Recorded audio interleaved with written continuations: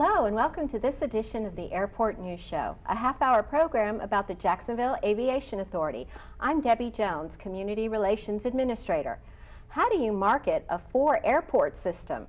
Well, we're going to find out a little bit about that on today's show, and so I want to get right in and introduce my two very special guests who will walk us through that process.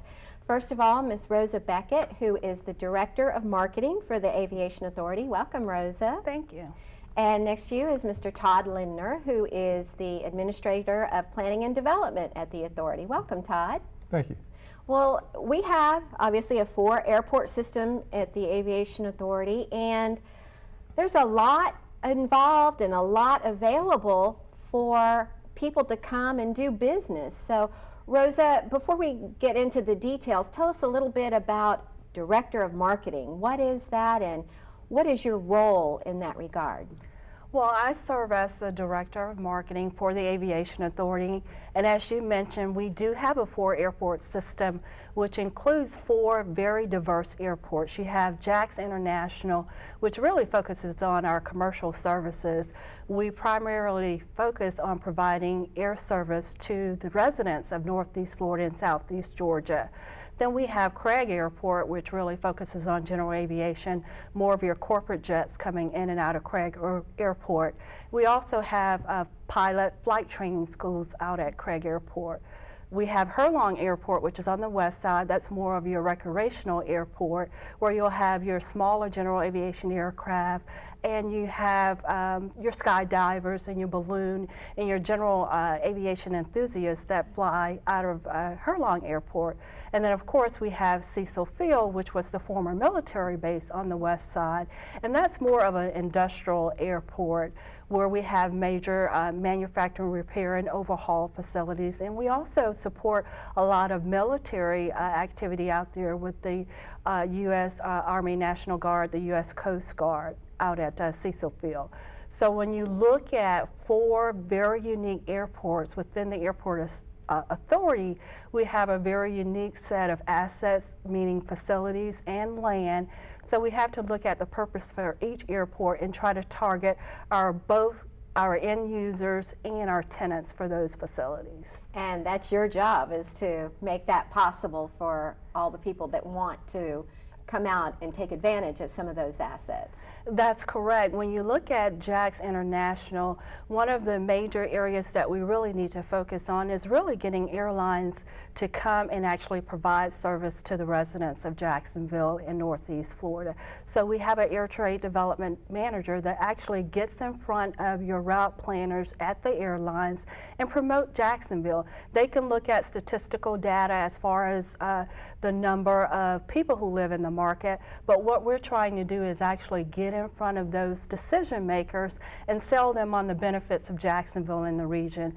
So when they're looking at just numbers, we want to invite them to Jacksonville so they can be familiar with some of the amenities that we have in Jacksonville. We have a major NFL team. We host the TPC. We have a number of major sporting events. We just hosted the NCAA basketball series, one of those series in Jacksonville.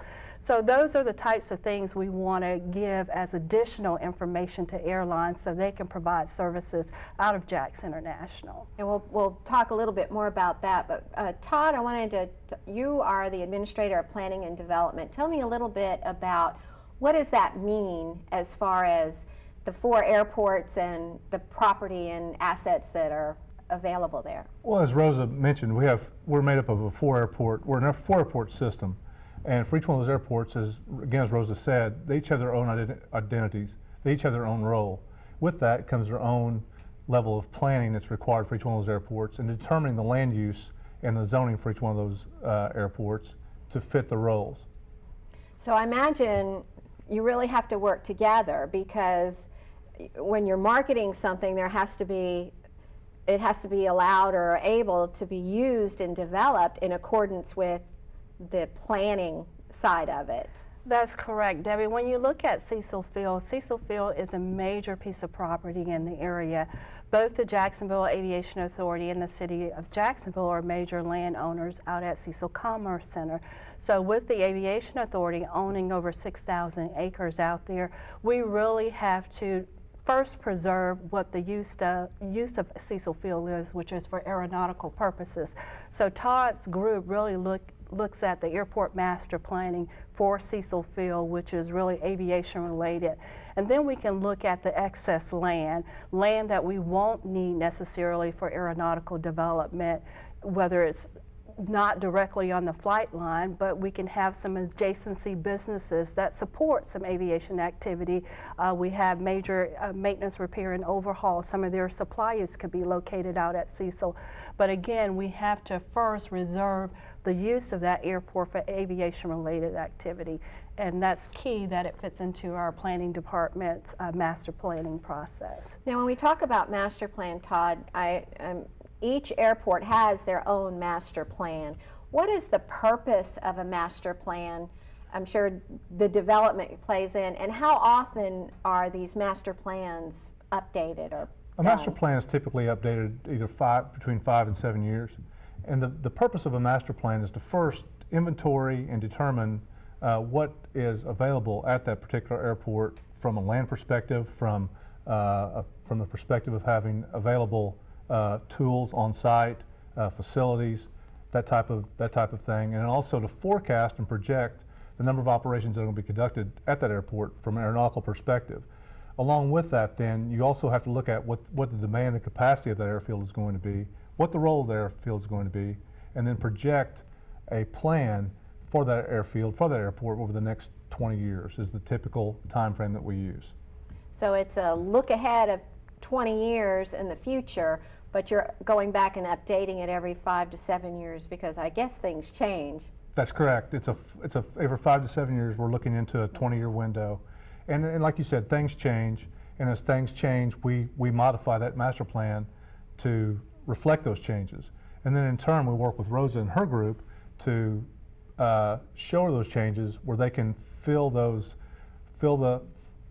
properties with the needed facilities that are going to be needed. Now, part of that planning, I know zoning is real important. So in those airport environs and properties, the zoning is already done, or is that part of what marketing has to do to make any zoning changes for the development of those properties? In some cases, what will happen is the zoning is already done. Okay. In some cases. In other cases, Rosa will come to us and say, you know, we have a potential tenant for this particular location. The zoning is whatever it may be, and it may need to be changed. And at that point in time, we will take the steps necessary to try to modify and change the zoning to accommodate the proposed tenant. Still keeping it within the overall master plan usage of the airport properties. Yes. Well, back to the marketing thing, what are some of the strategies, because each airport is so different and unique in what it offers to our community, what are some of the strategies that marketing is using or will use to get the word out? With marketing, what we do is we look at the unique profile of each airport. Let's say with Jax International, again, because it's a passenger service airport, we want to focus at airport to consumer or airport to end user type marketing. And of course, we all know that electronic media now is on the uptick very drastically. So we're looking at revamping our website, getting into some of the mobile applications where we integrate announcements into smartphone applications. We're also looking at the demographics of our travelers using local print media.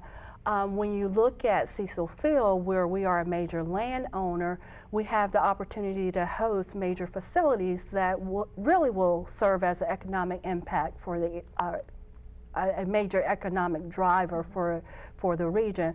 So targeting companies that will actually come in and put manufacturing aviation facilities out there that will employ people of Jacksonville.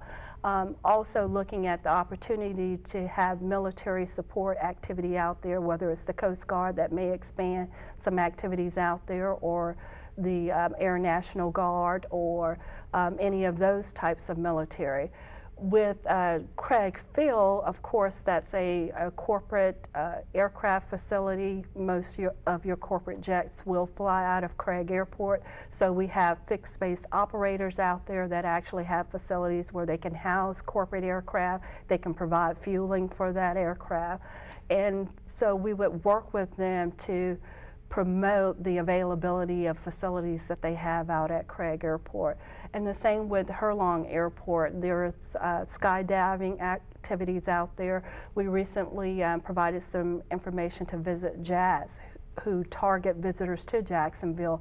And if they're interested in skydiving, they can have a link into Herlong Airport and the provider of that service out at Herlong Airport. So it sounds like we're not an island in marketing our airport system. It seems like in some of the things you've mentioned, there's a real collaboration and team approach to marketing not just our airport system, but Jacksonville itself.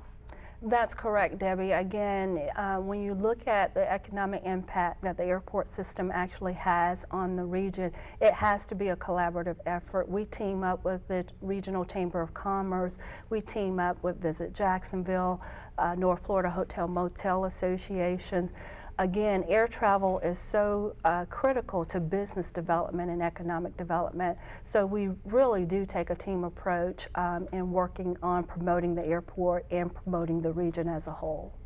And do you find that that this is something that's proven to be successful, not just for the airport, but for the other players, Visit Jacksonville and the Chamber of Commerce? Are you getting some positive feedback and returns on the collaboration? Yes, you know, again, when we look at the use of a hotel facility, most of those patrons of that hotel, a lot of them will fly into our airport, so it makes good sense for us to partner with them to promote our area, because there's a reciprocal benefit between us and the hotels in the area. The same thing when you look at the Jacksonville Jaguar games, we as an airport authority would want to support the Jaguars, because when games are played, that's more travelers into our airport, and also more users of our general aviation facilities as well. And so that's really interesting and encouraging to hear, because a lot of times the airport is the very first and last impression that people have, and in helping with these events, to your point, brings in more visitors, and that only benefits the entire area. So we're about to take a break, and when we come back, I'd really like to spend a little bit more time on marketing efforts at our other airports besides the air service, and talk about a little space sea stuff going on out at Cecil Field. So don't go away. We'll be right back talking about marketing the 4 airport system at Jacksonville Aviation Authority. Hi, I'm Albert Pujols, and I play baseball. Today I'm going to bat for kids who need dental care. Every child should be able to eat, sleep, and learn. Well, that's pretty hard to do when you have a toothache. Do you know that tooth decay is one of the leading reasons why kids miss school? And it can lead to other health problems too. Let's end this silent epidemic. The American Dental Association Give Kids a Smile program wants to help. Kids cannot grow up to be healthy without good dental health. So let's help give kids a big smile. To find dental care for your child, or to learn about our programs and events, and the way that you can help give more kids a smile, please visit our website at givekidsasmile.aga.org. Visit our website and give kids a smile. Welcome back. On today's show, we're talking about marketing a 4 airport system that the JAA owns and operates. With me once again is Rosa Beckett, Director of Marketing for the Aviation Authority, and Mr. Todd Lindner, who's the Administrator of Planning and Development for the Jacksonville Aviation Authority. So in our first half, we were talking a bit about some of the marketing strategies and the wealth of assets that our 4 airport system offers to people. And I want to come right to Cecil, since that's one of our larger airports with a lot of potential going